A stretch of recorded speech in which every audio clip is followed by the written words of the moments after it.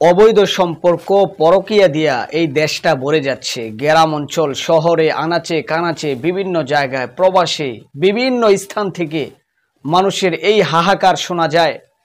বিবাহিত পুরুষ হয়ে, বিবাহিত মহিলা হয়ে স্বামী স্ত্রী পরকীয়ায় লিপ্ত।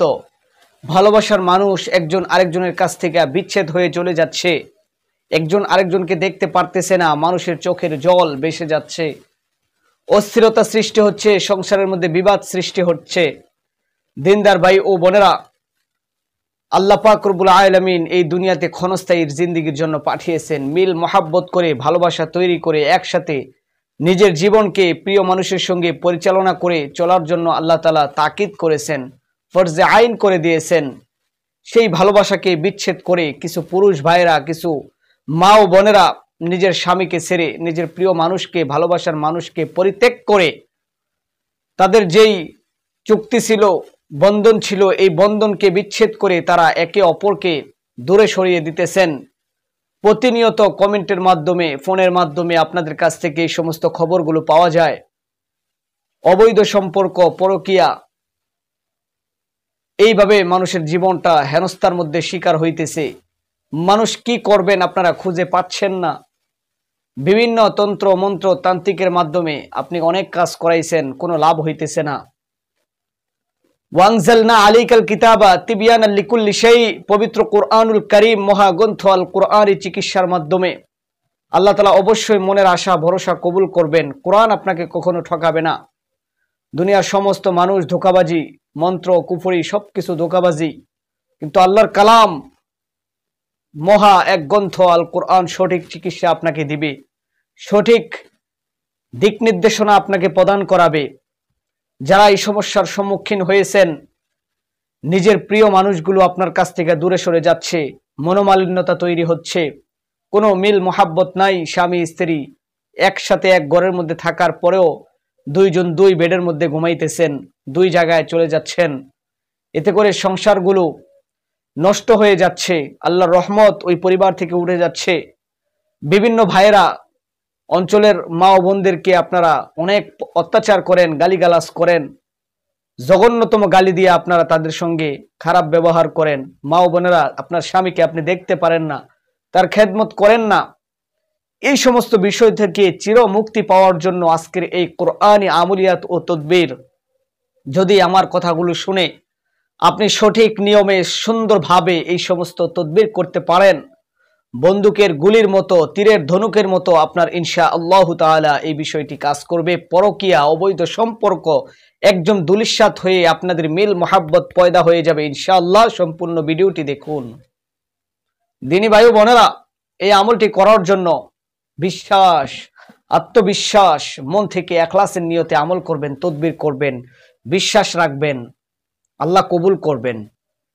দিন তারিখ আছে আপনার, ওইটা হলো রবিবার থেকে এই আমলটা করতে হবে। যারা করেছে তারাই ফল পেয়েছে, যারা করেছে তাদের অবৈধ সম্পর্ক ঠিক হয়েছে, ভালোবাসার বন্ধন সৃষ্টি হয়েছে, সুন্দর হয়েছে, মধুময় হয়েছে। আপনি করেন, আপনারটাও মধুময় হয়ে যাবে, সেই আশা প্রত্যাশা নিয়ে আশা করা যায় আল্লাহ কবুল করবেন। আপনাদের মাঝে ভিডিওটা উপস্থাপন করতে যাচ্ছি আমলিয়াত সংক্রান্ত বিষয়।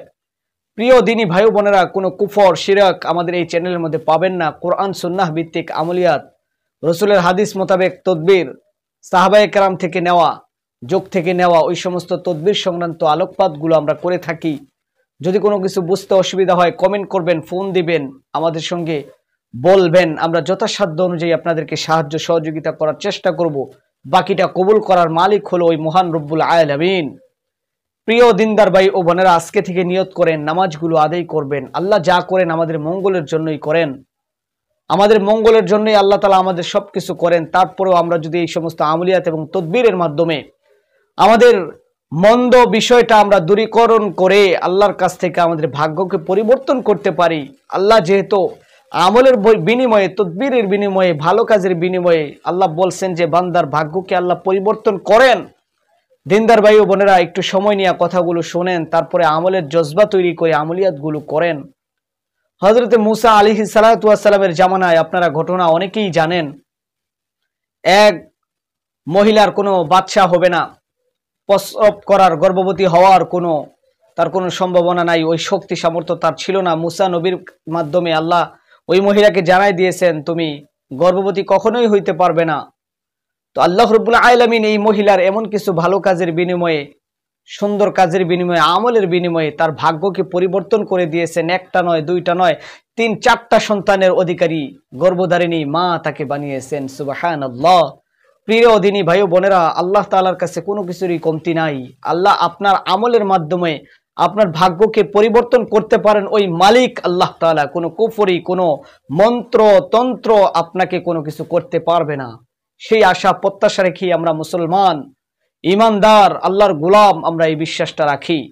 তো দিনদার ভাই ও বোনেরা, পরকীয়ায় অবৈধ সম্পর্কে ভালোবাসার মানুষ, প্রিয় মানুষ চলে যাইতেছে। স্বামী স্ত্রীর জন্য করেন, স্ত্রী স্বামীর জন্য করেন, ভালোবাসার মানুষ ভালোবাসার মানুষের জন্য করেন। জায়েজ ভালোবাসা যারা করেন, তাদের প্রিয় মানুষ যদি অন্যদিকে চলে যায়, একজন আরেকজনের জন্য করেন, কাজ হবে ইনশাআল্লাহ। আর অবশ্যই ভিডিওর কমেন্ট বক্সে আপনারা লিখবেন ইনশাআল্লাহ হুজুর আমরা এই আমলটি করতে চাই, আপনাদেরকে অনুমতি দেওয়া হলো। আল্লাহর উপরে ভরসা করে আপনারা আমলটি করবেন কমেন্ট করে করে ইনশাআল্লাহ। তো দিনদার ভাই ও বোনেরা, রবিবার দিন পার হয়ে রাত্র যখন হবে, অবশ্যই নামাজের পাবন্দি করবেন। আপনি ফজরের নামাজের জন্য ঘুম থেকে উঠবেন, আজান হয়ে গেছে। মা ও বোনেরা যদি আমলটা করতে চান তাহলে বাড়িতে করেন। পুরুষ ভাইরা যদি এই আমলটা, এই তদবিরটা করতে চান মসজিদে করেন। আজান হয়ে গেছে, পুরুষ ভাইয়েরা ওযু করে গিয়া 2 রাকাত সুন্নত নামাজ আদায় করেন। মা ও বোনেরা 2 রাকাত সুন্নত পড়েন।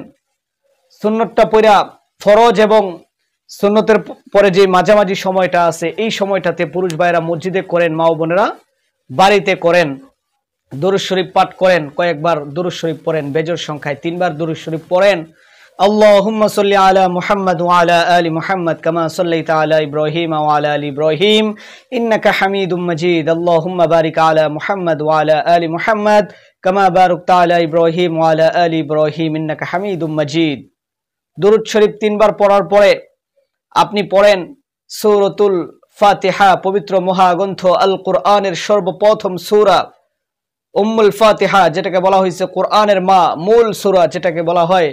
সূরাতুল ফাতিহাটা বিসমিল্লাহর লাম, বিসমিল্লাহির রহমানির রহিমের মিম, আলহামদুলিল্লাহের সঙ্গে মিশ্রিত করে একসাথে পড়তে হবে। রবিবারে আপনাকে পড়তে হবে 70 বার, শনিবারে পড়তে হবে 60 বার। এই নিয়মে আপনাকে ধাপ বাই ধাপ আস্তে আস্তে করে কমবে। রবিবারের পরে আসে সোমবার, সোমবারে আরো 10 কমবে 60 বার। সোমবারের পরে আসে মঙ্গলবার, মঙ্গলবারে পড়তে হবে 50 বার। এই নিয়মে শনিবার পর্যন্ত আপনি 10 করে কমায়া 10 বারের মধ্যে চলে আসবেন। আর এই আমলটা একবার শেষ করবেন, সূরাতুল ফাতিহা একবার পড়বেন, আর মনে মনে এই চিন্তাধারা রাখবেন, আল্লাহ আমার প্রিয় মানুষকে অমুকের সঙ্গে তুমি তার মনোমালিন্যতা তৈরি করে দাও, বিচ্ছেদ তৈরি করে দাও, শত্রুতায় রূপান্তর করে দাও, তাদের মিল মহাব্বত ধ্বংস করে দাও।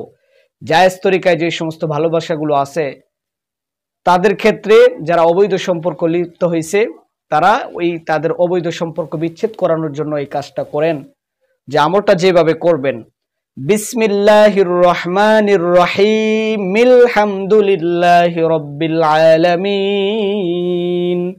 আশা করি বুঝতে পারছেন। আবারও বলি, বিসমিল্লাহ শুরু করলেন, বিসমিল্লাহির রহমানির রহিম, মিমের লাম, মিমটা আলহামদুলিল্লাহের সঙ্গে, মিলহামদুলিল্লাহি রাব্বিল আলামিন। পরবর্তী যেগুলো আছে ঠিক এইভাবে পড়েন, আর রহমানির রহিম মালিকি ইয়াউমিদ্দিন ইয়াকা না'বুদু ওয়া ইয়াকা নাস্তাঈন ইহদিনাস সিরাতাল মুস্তাকিম সিরাতাল লাযীনা আন'আমতা আলাইহিম গায়রিল মাগদুবি আলাইহিম ওয়ালাদ-দাল্লিন আমিন। একবার শেষ হইল, আপনি মনে মনে ওই চিন্তা করেন তাদের মধ্যে আল্লাহ বিচ্ছেদ করে দেন, অমুকের সন্তান, অমুকের মেয়ে, অমুকের সঙ্গে তাদের মধ্যে যেন পূর্ণাঙ্গভাবে বিচ্ছেদ তৈরি হয়ে যায়।